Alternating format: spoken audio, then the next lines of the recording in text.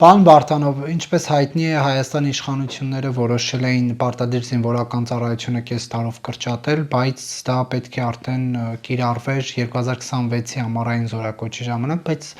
մի քանի շաբաթ առաջ Նիկոլ Փաշինյանը հայտարարեց, որ օրենքի նախագիծը արագացված կարգով կընդունեն, որպեսզի 25 թվականի ձմեռային զորակոչից արդեն իսկ կիրառելի լինի։ Դուք ինչպես եք մեկնաբանում, ինչու հանկարծ արագացվեց գործընթացը։ Դրան ինձ թվում է ավելի ճիշտ պոլիտտեխնոլոգները պետք է պատասխանեն նախընտրական բանա մեջ էլի։ Իր հրատապությունը տենց երևացող չի։ Ինչի պետք է տենց արագ անեն։ Ես դրա նկատմամբ ասենց վերապահումով վերաբերմունք ունեմ ընդհանրապես այդ 1.5 տարի ծառայություն անցնելու։ Ես կարծում եմ, որ երից մի տարի կարելի է դարձնել, բայց որոշ մնացած գործողությունները պարտադիր անելուց հետո, ասենք կիրառելի ՆԶՊ դասավանդվի, պարտադիր առարկաների ցանկից բացի ինքը ավարտական առարկա դառնա, որ ոչ ոք չկարողանա ավարտական համարել, ասենք ավարտել դպրոցը առանց ՆԶՊ-ի գոնե, ասենք 10 բալանոցով 6 բալի, ասենք պատասխանի, բայց կիրառելի ՆԶՊ-ի մասին է խոսքը, այն սկաուտական ծաղիկ հավաքող եւ թիթեռնիկ հավաքող բանի մասին չի խոսքը, այն ինչ որ հիմա ներմուծված է ԿԳՄՍ-ի թեթև ձեռքով։ Այսինքն սա ավելի շատ նախընտրական է, ոչ թե ավելի շատ բանակում արդյունավետության բարձրացում։ Իմ խոսալունը չի, ավելի շուտ պոլիտտեխնոլոգները, PR-շիկները կարան բան անեն դրա մասին խոսան, ինչի հիմա ռեյտինգ, մեյտինգ, հա ես ունեմ իմ կարծիքը, բայց ոչ մասնագիտական էլի։ Ո՞րն է ձեր կարծիքը, ասեք։ Ոչ մասնագիտական է, իմաստ չունի։ Ես կարամ զուտ ասեմ, որ ինչքանով կպակասի մեր զինված ուժերը, եթե 2 տարին 1.5 դառնա։ Դա չոր հաշվարկ, եթե դա հետաքրքիր է, ինչքանով։ Մոտավորապես 15-ից 20%-ով։ 15%-ով մեր զինված ուժերը կնվազեն։ Հաշվի առնելով, որ մոտավորապես 60%-ն է մեր մոտ զինծառայողների ժամկետային, իրանց 1/4-ը պակասելը բերելու է 15%-ով պակասելու։ Հաշվի առնելով, որ դրա հետ զուգընթաց process է այդում որոշակի կրճատումների եւ քաղաքացիական հաստիկներ դարձնելու որոշ պաշտոնների, դա իհարկե նոր չի սկսել, դա վաղուց սկսել, բայց հիմա շարունակական բնույթ է կրում։ Այդ 15%-ը կարա 20-ի վերածվի, ու այդ 15-ից 20% պակասելու է մեր զինված ուժերի թիվը։ Կարամ ասեմ, ինչ հետևանքի կարա բերի։ Այսինքն հանուն այդ նախընտրական շրջանում այսպես ռեյտինգ ունենալու հարվածի տակ է դրվում բանակը։ Համենայն դեպս ես որոշակի հասկանալի բացատրություն դեռ չեմ լսել իշխանությունների կողմից, ռազմաքաղաքական վերնախավից, ինչի։ Ինչի համար։ Ինչի դա պիտի արվի հիմա։ Ոչ պահեստազորի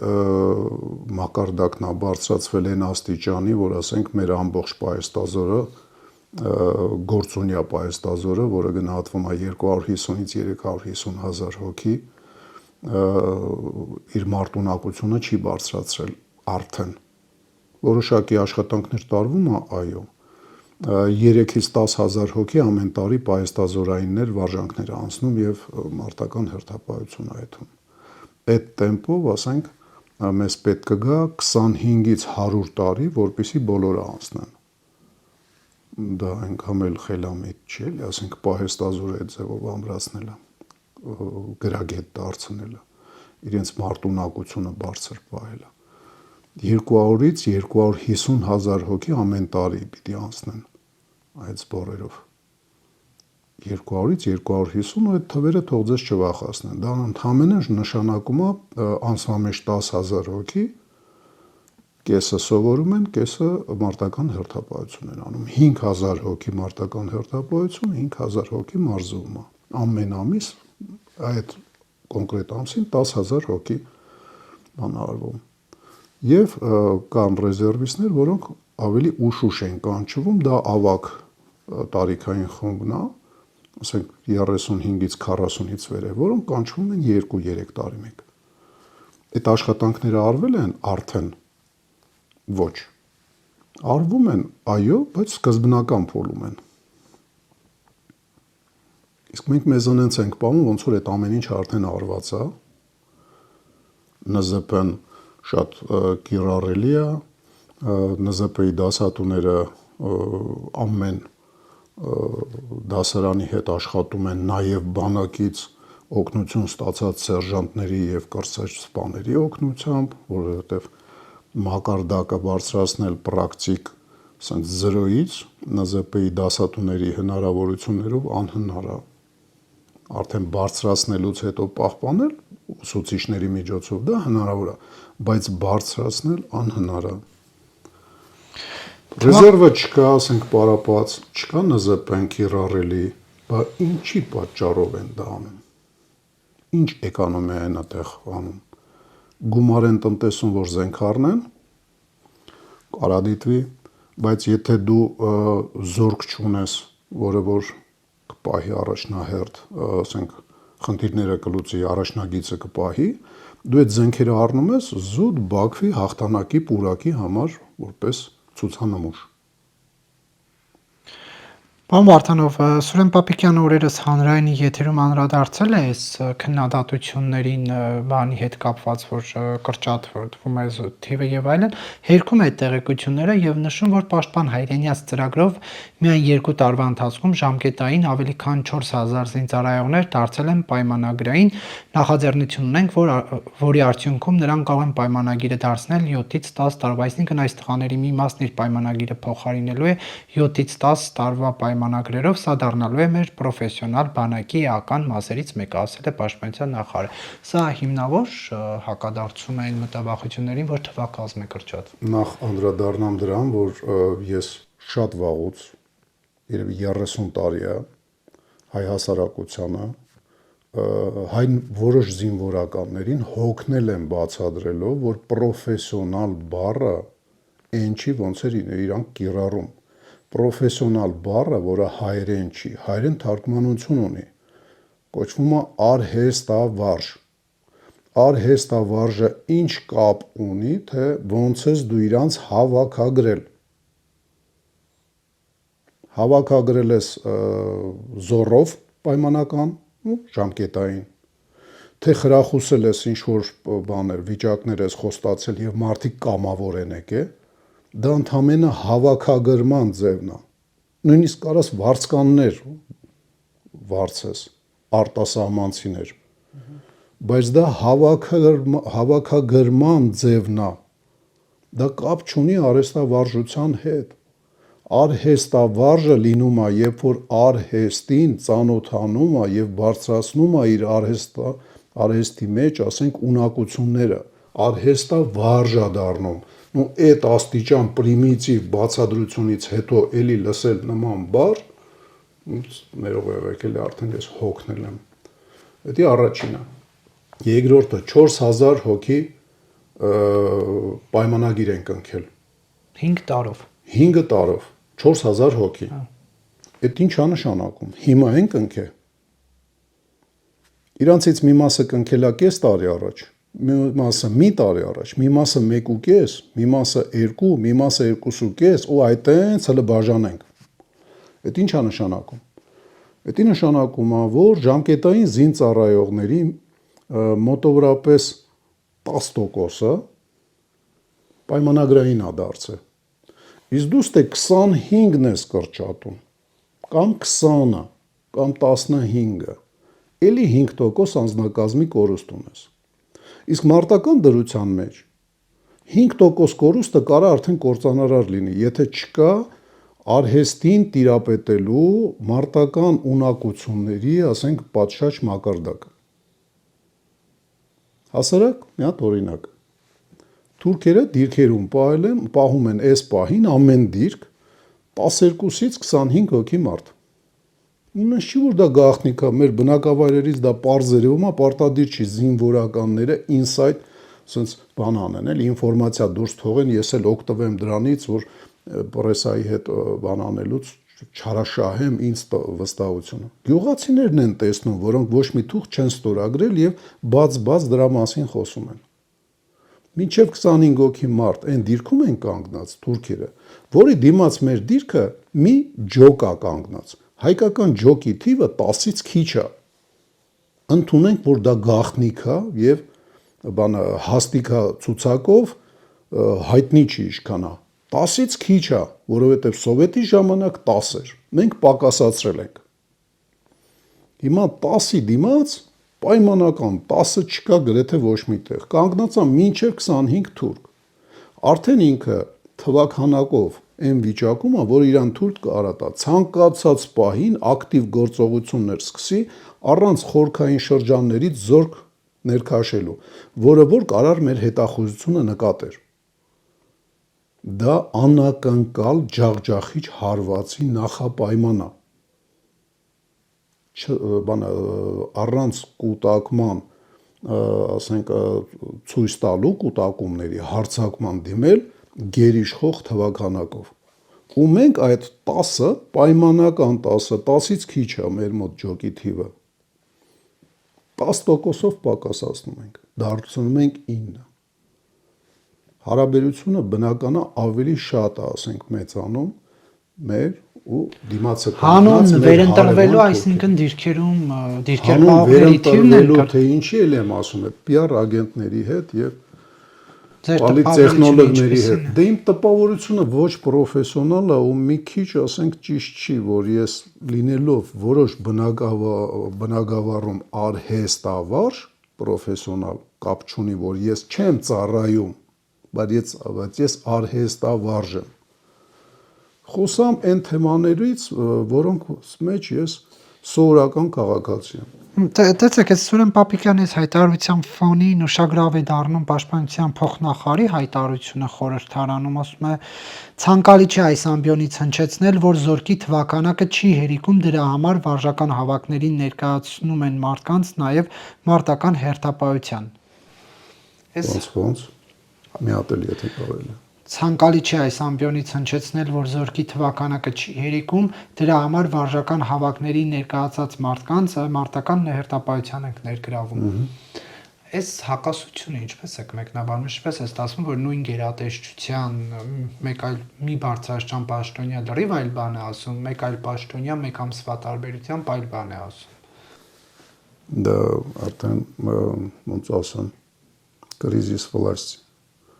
իշխանության կրիզիսը, երբ որ իրանք չեն հասկանում մեկը մյուսին եւ տարակարծիք աներ են ասում պաշտոնյան եւ իր տեղակալը։ Ոնց որ եղավ, ասենք 20 թվականին, 21 թվականին, երբ որ տարբեր բաներ էին ասում նախարարները եւ տարբեր բաներ ասում վարչապետ, իրարից տարբերվող։ Դա կրիզիս է, ուրիշ ոչ մի բանի մասին դա չի խոսում։ Բնականա, ասենք, մենք հասկանում ենք, չէ, որ պրակտիկ նշանակություն ունի 15 օր վարժանքներից հետո մարդիկ բարձրանում են, դիրքեր են պահում։ Բնականա, պրակտիկ նշանակություն ունի։ Հասկանում ենք, չէ, որ 5-ից 7 օր վարժելը զինվորական գործին ծանոթացնելը կամ վերարտնացնելը գիտելիքներն ու ունակությունները խիստ անբավարար է։ Դա էլ ենք հասկանում։ Ուրեմն ինչքան, ասենք, հեռու պետք է լինենք լոգիկայից, տրամաբանությունից, որ պնդենք, որ դա գաղտնիք է։ Գաղտնիք չի։ Բացահայտ պետությունը հայտարարել է, որ 15 օր վարժանքներից հետո գնում է բան դիրքեր պահելու։ 25 օր հայտարարված է։ 25 օրից 1-2 օր գնում է process հավաքագրման, կայան, տեղավորվեն եւ այլն։ 5-ից 7 օր վարժանքներ այդում, բանը այդ քիչ օրերի մեջ շաբաթ կիրակիներ գոյություն ունեն, հանգստյան օրեր, հաշվի չեն առնում, որ շատ սահմանափակ է, որպեսզի հանկարծ մարդկանց չխրտնցնեն ու մարդիկ չսկսեն խուսափել այդ վարժանքներից։ Կարճ ասած, դե պարզ է, չէ՞ որ պետք է դիրքերում մի քիչ ավել մարդ ունենալ, քան գործող բանակն է, չէ՞։ Հակառակ դեպքում վարժանքների արդյունքում ձևավորված ստորաբաժանումները ինչի են 14-15 օրով հանում դիրքեր։ Պրակտիկայի խնդալու է 5 օր պարապմունք 15 օր պրակտիկա, դա խնդալու է։ Միշտ հակառակն է լինում կամ հավասար է լինում։ Ուրեմն կա անհրաժեշտություն։ Ես լոգիկայով եմ փորձում, ասենք, առաջ գնալ, ոչ մի ինֆորմացիա չեմ կիրառում այս իմ զրույցի մեջ։ Ընդհանրապես տրամաբանություն։ Ու այդ ֆոնի վրա կրճատում ենք անձնակազմը։ Դա ռազմական գործի հետ կապ չունի, էլի, ասենք, այդ կրճատելը։ Ուրիշ տեղ որոնեք դրա պատասխանները։ Պարոն Վարդանով, նոյեմբերի 9-ին ընդհանրապես Կներեք,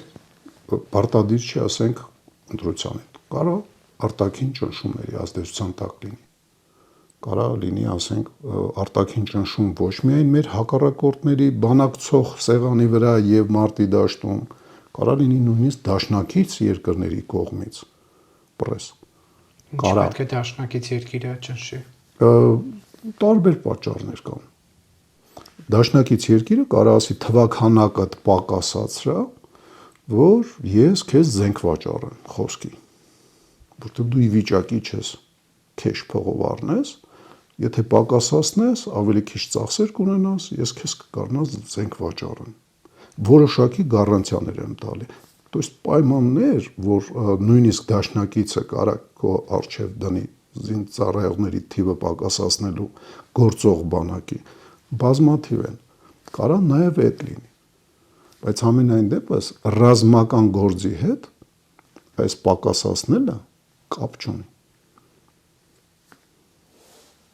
Ռազմական գործի եւ գիտության էլի։ Պարոն Վարդանով, լավ, նոյեմբերի 9-ին ավելի ուշ անդրադառնանք, այն որ զենքի գործարքներից խոսեցիք, հնդկական մամուլն է գրել, հետո արտատպվել է հայկական մամուլում, Հնդկաստանը նախատեսում է Հայաստանին վաճառել լիցենզավորված ռուսական Su-30 MKI կործանիչներ 3.5 միլիարդ դոլարով, խմբաքանակի մասին բան չի ասում։ Նշում է, որ դրանք կլինեն Հնդկաստանի կողմից արդիականացված 8-ից 12 Su-30։ Դուք ինչպես եք նախ այս գործարքի հետ կապված տեղեկություն մեկնաբանում եւ 3.5 միլիարդ դոլարով 8-ից 12 սու գնելը նորմալ է։ Ընդհանրապես արժե այդ սու գնելուն ու ընդհանրապես սու ունենալու մասին սկզբից մի քիչ խոսալ, հետո նոր խմբականակ գնելու մասին։ Երբ որ սու 30 SM-ները մենք գնեցինք, ես երևի գիտակցելով, որ ինքը մեր համար այնքան էլ հարմար օդանավ չի, ուրախացել էի, որովհետև դա գրոհող բանակի ինքնաթիռը։ Ինքը ուղղակի կործանիչ չի, ինքը ռմբակոծիչ կործանիչ է։ Իսկ եթե դու գրոհում ես, ինքը այդ ժամանակ է պետք լինում։ Ինքը պաշտպանական մարտերում գրեթե չի կիրառվում։ Միայն որպես կործանիչ հատվածն է իր աշխատում պաշտպանական մարտերում, որ թույլ չես տալի գան ռմբակոծեն։ Հարձակվող գործողություններում արդեն ռմբակոծիչ հատվածն է իր աշխատում։ Եվ երբ որ մենք դա 20 թվականից առաջ գնում ենք, ես շատ լավ հասկանալով, որ մեր օդանավների թիվը շատ սահմանափակ է, հանգիստների, ասենք, այրոպորտների թիվը շատ սահմանափակ է, ես դա հասկանում եի, բայց մտածում եի, որ մենք նախապատրաստվում ենք ակտիվ պաշտպանության, ոչ միայն սարի պես կանգնել եւ դիմադրել ցանկացած հարձակման, այլ ակտիվ պաշտպանություն հակահարվածներով, պրևենտիվ հարվածներով, ասենք, նախահարված լինելով։ Ես այդ ժամանակ տենց էի մտածում, բայց այդ ժամանակ դու ունեիր ստրատեգիական խորություն մեջքիդ Արցախի վահանը կապած ունենալու արդյունքում։ Հիմա դա չկա։ Հիմա մենք ի վիճակի ենք լինելու ավելի խոցելի Էրեբունիով, ավելի խոցելի, ասենք, Գյումրու օդանավակայանով եւ էլի անունները չտամ, սա մամուլներում էս երկուսը շատ հայտնի է, դրա համար եմ տալի։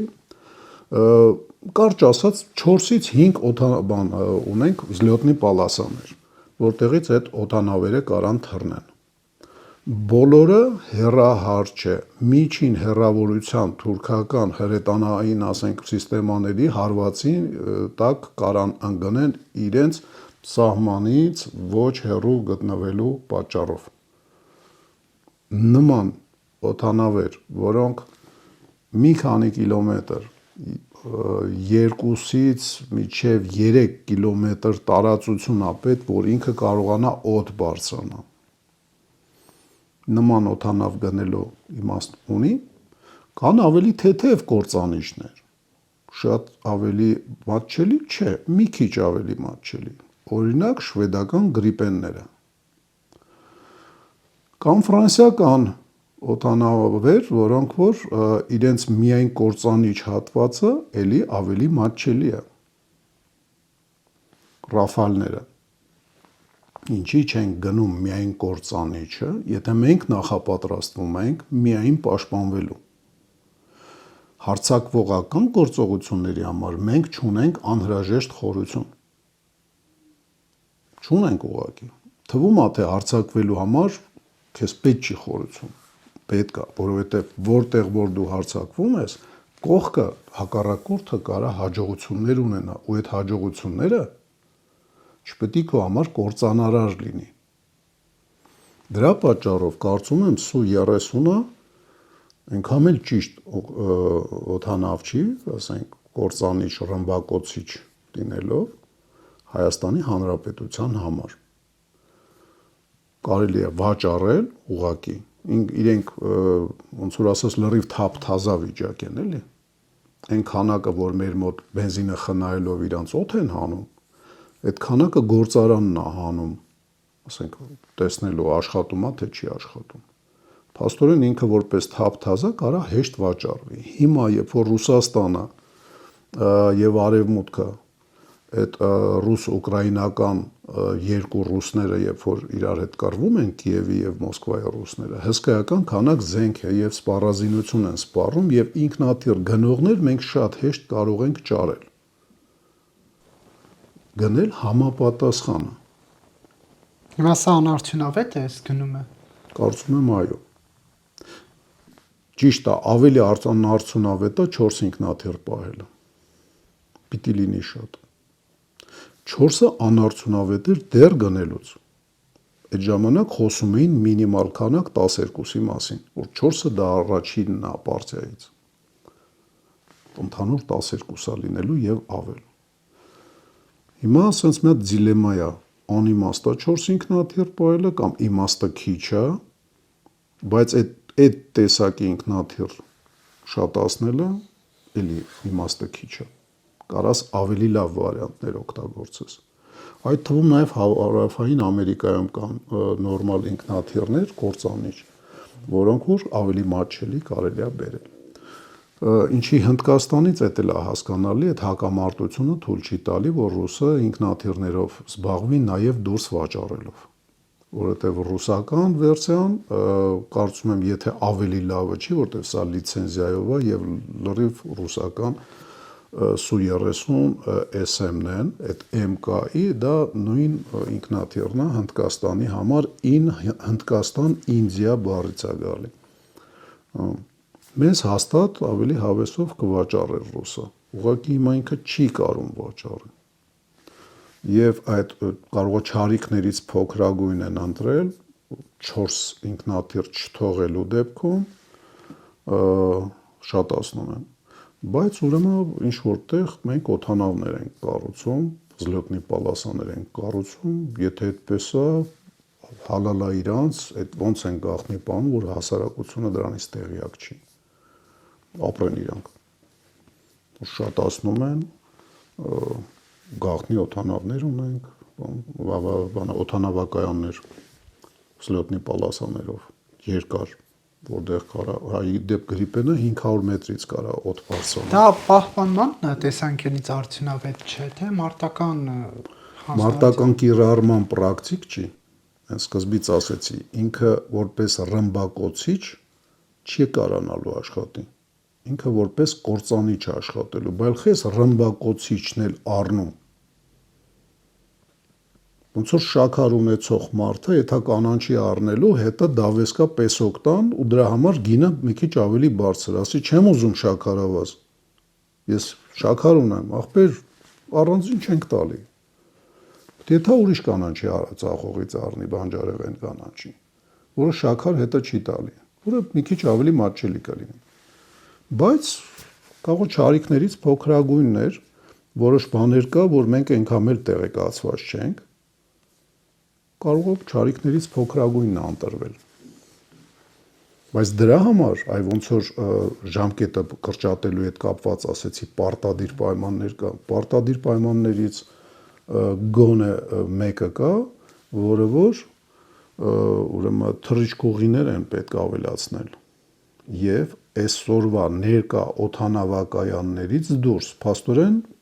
օդանավակայաններ պիտի ավելացվեն թռիչքուղիներով,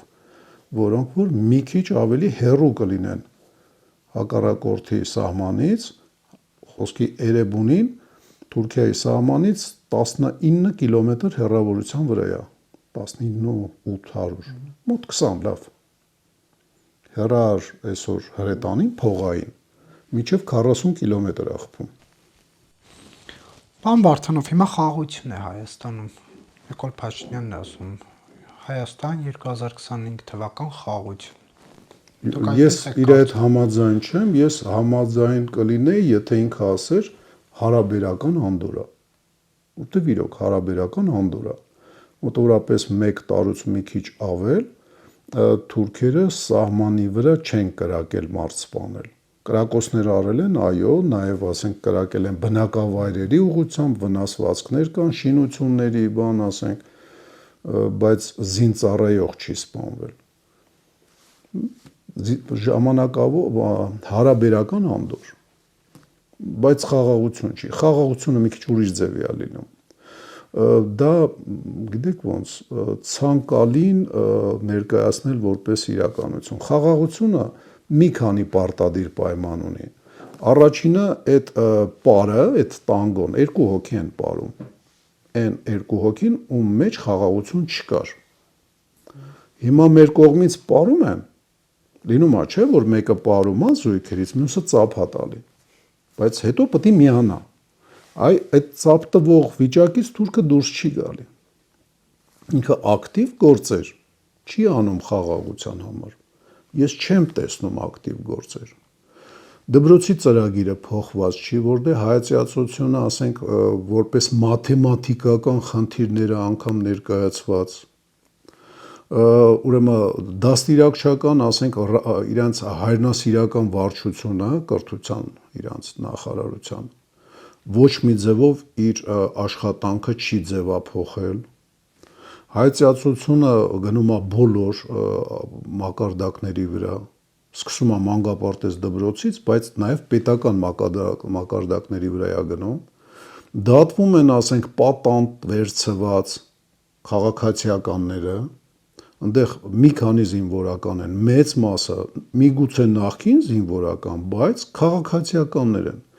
Լևոն Մնացականյանն էլ էր քաղաքացիական, երբ որ պատանդ վերցրեցին իրան։ Այնտեղ նախկին պրեզիդենտներն էին քաղաքացիականներ, նախկին պետվարչապետներ, ասենք, քաղաքացի, իրանք բոլորը նույնիսկ պետական մարմնի աշխատակիցներ չէին, ընտրյալ կամ նշանակով, իրանք բոլորը կամ թոշակառու էին, կամ աշխատանքից դուրս մնացած քաղաքացիականներ։ Բայց ասում են, տեսեք, Ալիևն էլ քայլ արեց, տարանցող բեռների համար ճանապարհ է բացել։ Ղազախստանից Ադրբեջանով Հայաստան ցորենք։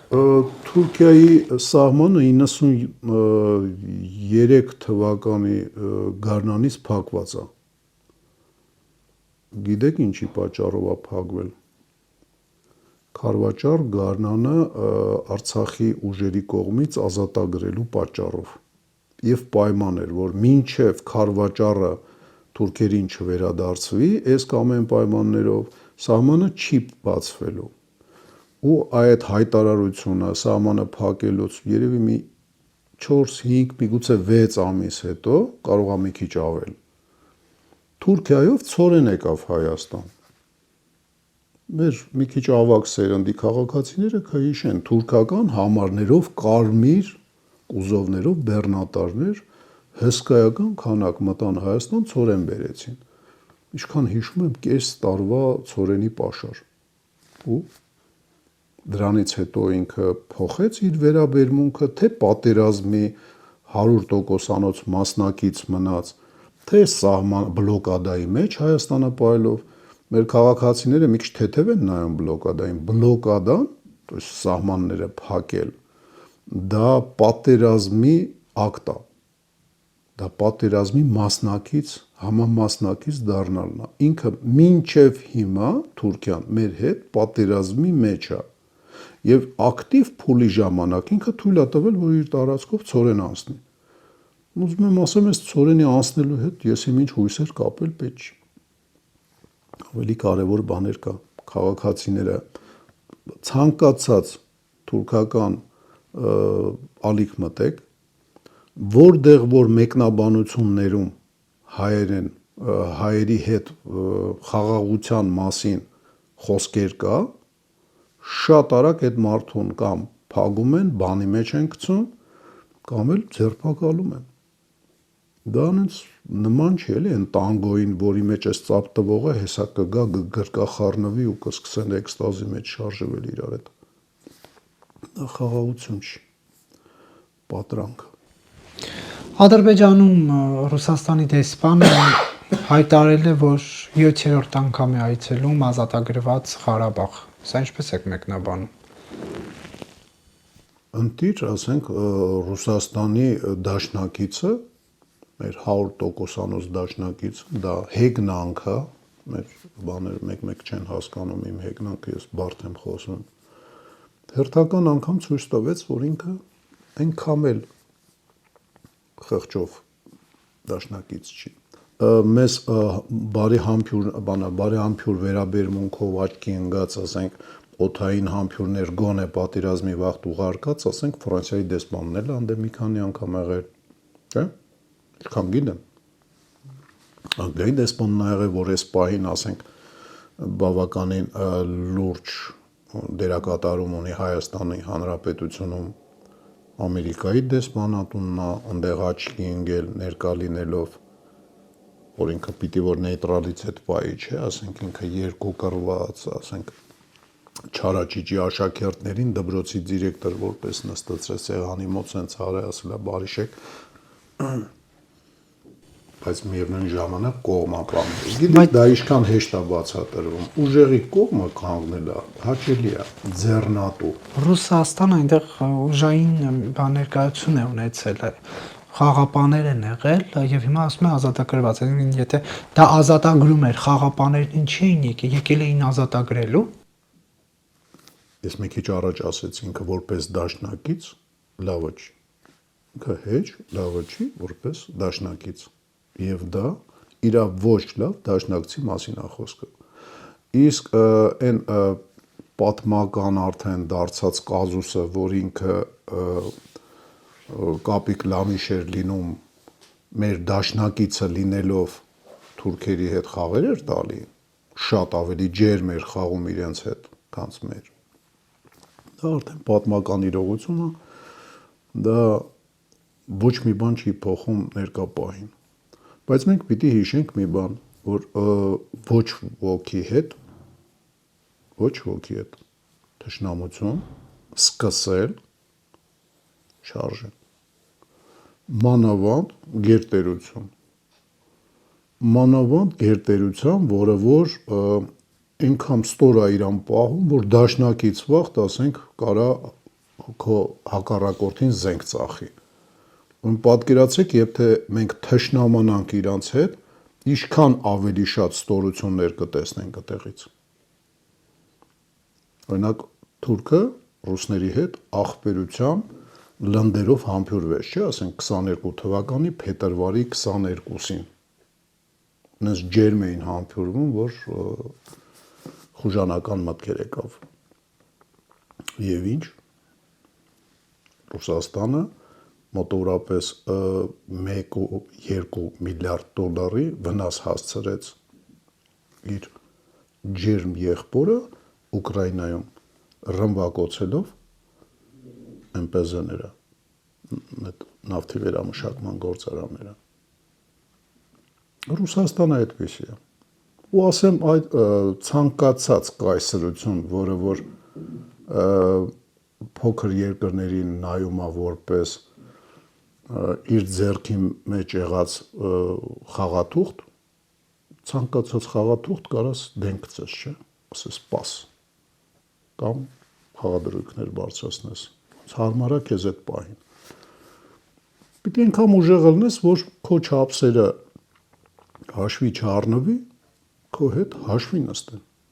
Ու տես գոնե մի քանի երկիր կա, որ չափսերով շատ փոճուր են, բայց իրանց հետ եթե հավասարով չեն խաղում, գոնե ավագ պարտնյոր են իրանց դիտարկում, էլի ասենք։ Իսրայել, Սինգապուր, ազգբանակ երկրների մասին է խոսքը։ Ֆինլանդիա այդ չափսերին մի խափնվեք, ընդ բնակչությունը շատ քիչ է։ ՆԱՏՕ-ի մեջ մտավ, ՆԱՏՕ-ի մեջ տոնակատարություններ նոր տարուց շատ ավելի ուժեղ, որտեղ ՆԱՏՕ-ն հսկայական ձևով ուժեղացավ, տոկոսայինով, ասենք, տարբեր ռազմական փորձագետներով գնահատվում է, որ ՆԱՏՕ-ի եվրոպական ուժերը այդ փոքրիկ խմբականակ զորք ունեցող եւ գործող բանակ ունեցող եւ փոքրիկ բնակչություն ունեցող երկիրը Եվրոպայի ՆԱՏՕ-ի բլոկը ուժեղացրեց մոտավորապես 23%-ով Շվեդիայի հետ միասին մտնելով։ Այն դեպքում, որ իրաց բնակչությունը Եվրոպայի երևի 7-8%-ի չափով է։ Այդքան ուժեղ է պետք լինել։ Աշխատել է պետք այդ ուղղությամբ խելամիտ բաներ է պետք անել ռազմաքաղաքական ոլորտում։ Խելամիտ պահվածք է պետք դրսևորել հասարակության հետ շփումներում, որովհետև ոչ մի գործող բանակ երկրագնդի վրա ի վիճակի չի լայնածավալ պատերազմ վարել առանց հասարակության ներգրավման, ոչ Անգլիայի պես կայսրությունը, ոչ Սովետի պես կայսրությունը, ոչ Ամերիկայի Միացյալ Նահանգները։ Ում տեղն ենք մեզ դրել, որ այսքան անտեսում ենք հասարակական, ասենք հասարակությունը, հասարակական կազմակերպությունները, որոնք որ հասարակության ձայնի արտահայտողներն են։ Պարոն Վարդանով, այլ թեմաների անդրադառնանք ձեր ոլորտից դուրս իշխանության եւ հոգեվորականների տարաձայնությունները, հակամարտությունը, դուք ինչպես եք մեկնաբանում։ Սա մի թեմա է, որը անկախ նրանից մարդն ինչ մասնագիտություն ունի, բոլորին է առնչվում, հա, հատկապես եկեղեցու նշանակությունը հաշվի առնելով։ Գիտեք ինչ, բոլորին առնչվում նաև ասենք ջրմուղ կողու լավ չաշխատելը, բայց երբ որ գիդրոինժեներն է խոսում դրա մասին, դուք կարծում եք եկեղեցու եւ պետության խնդիրը հավասարազորյալ ռազմական պատմության ակնարկ անեն։ Ռազմական պատմության մեջ նման դրվագներ եղել են, երբ որ հայերը արտաքին թշնամու ազդեցության տակ մի քիչ ավելի անկայուն են դարել պետության ներսում եւ ստեղծվել են քաղաքական կրոնակ քաղաքական շարժումներ, որոնք որ ավելի են թուլացել երկիրը եւ Պավլիկյան շարժումը կարելի է հիշել։ Երբ որ 640 թվականին, ինչքան հիշում եմ, առաջի արշավանքները եղավ խալիֆի եղբոր առաջնորդությամբ, դրանից հետո խնդիրներ առաջացավ ներսը, դե բնական է ջախջախվեց հայկական զինված ուժերը եւ այլն, հայկական առանձին Հայաստանի թագավորություն չկար, բայց Իրանի շահության եւ Հռոմի կայսրության մեջ հայկական բլոկեր կային եւ հայկական ուժերը բավականին լուրջ հարվածներ ուտելուց հետո բնական է կորցրելով տասնյակ հազարավոր մարդկանց որպես զոհված եւ ստրկություն տարված լուրջ խնդիրներ եղավ եւ ստեղծվեց դրանից հետո 650-660 թվականներին Պավլիկյան շարժումը, որը ցավալի է, շատ ցավալի է, բայց ավելի խորացրեց հասարակության բաժանությունը եւ արաբները մի քիչ ավելի երկար տիրեցին Հայաստանում քան պիտի տիրեին։ Հիմա կա արտաքին ճնշում էս հակամարտության մեջ, թե ոչ։ Դե 20 թվականի պարտությունը շատ նման է 640 թվականի արաբական արշավանքներին,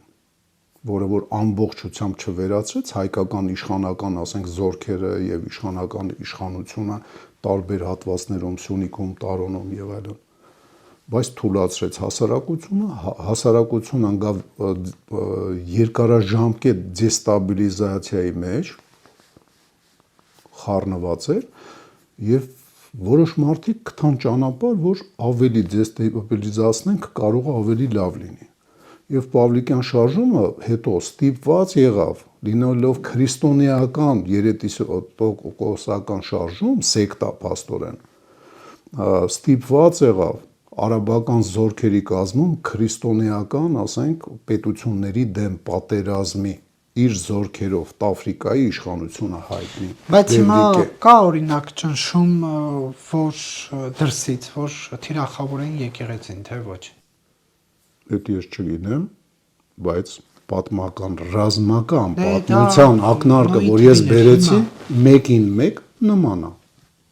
Մեկին մեկ նման է, որովհետև այն վաղ ժամանակը մի քիչ ավելի դանդաղ էր շարժվում, 640 թվականից հետո 20 տարի պահանջվեց, որ կրոնական, ասենք, լուրջ խժդժություններ առաջանա, երետիկոսություն առաջանա։ Հիմա նմանատիպ գործողություն ժամանակները ավելի արագ են շարժվում, երետիկոսական շարժմանը նման գործողություններ է տեղի ունենում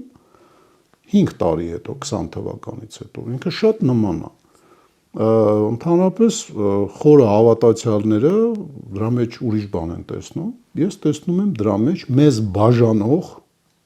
անհեռատես պահվածք։ Ոնց որ անհեռատես էր թուրք հարևաններ ունեցող ջարդարար հայ արյանը ծառավ թուրք 100 միլիոն 10 միլիոն հարևաններ ունենալով մենք սև սպիտակների բաժանվեցինք։ Էդի այդ process-ի շարունակությունն է, ինքը լավ բանի չի բերում։ Մարտի դաշտում պիտի լինեն մի մեծ ընտանիքի զավակներ։ Իսկ որ մարտի դաշտ կարա ցանկացած պահին առաջանա, մեր սահմանները կարան մարտի դաշտերի վերածվեն, դա միայն շատ վառ երևակայություն ունեցող մարդը կարա մտածի, որ ոչ մի դեպքում ու երբեք, այն դեպքում, որ մեծ մերձավոր արևելքը եռում է, բազմաթիվ կոնֆլիկտներ կան, որ անգամ Տրամպի հանգցրած կոնֆլիկտներ կան, որ իր հանգցնելուց ոչ պակաս, ասենք, հանգցնելուց հետո էլի վարվում են։ Շնորհակալություն, պարոն Վարդանով, հարցազրույցի համար։